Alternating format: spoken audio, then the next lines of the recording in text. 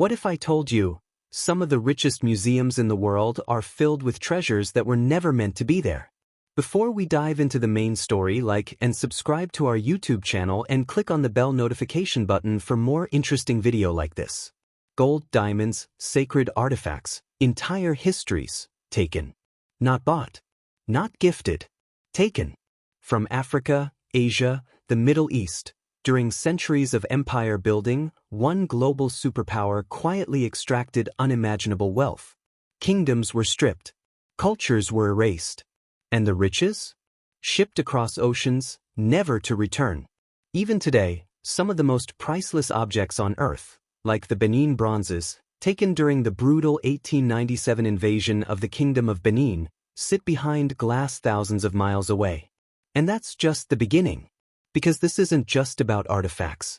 It's about an empire that may have built its power on stolen wealth, on a scale the world still doesn't fully understand. At the height of its power, the British Empire controlled nearly a quarter of the world. But control didn't just mean land, it meant extraction. In India, once one of the richest regions on Earth, vast wealth flowed outward.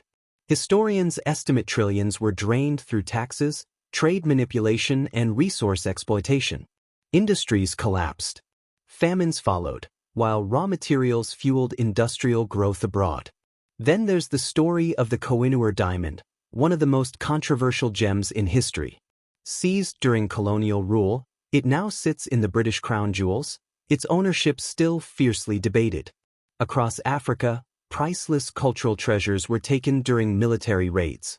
The Benin Bronzes alone, thousands of intricate artworks, were looted and scattered across Europe and America. These weren't just objects. They were identity, memory, legacy. And while some institutions argue these artifacts are preserved, many nations continue to demand their return, calling it not preservation, but possession. So here's the question. If the wealth of entire nations helped build global superpowers, then who really owns history? And what happens when the past refuses to stay buried?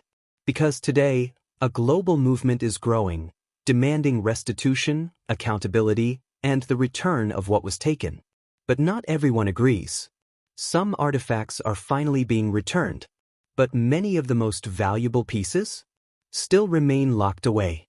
And the biggest question of all hasn't been answered.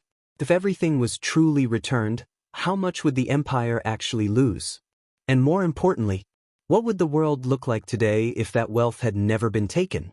For more videos like this, like and subscribe to our YouTube channel.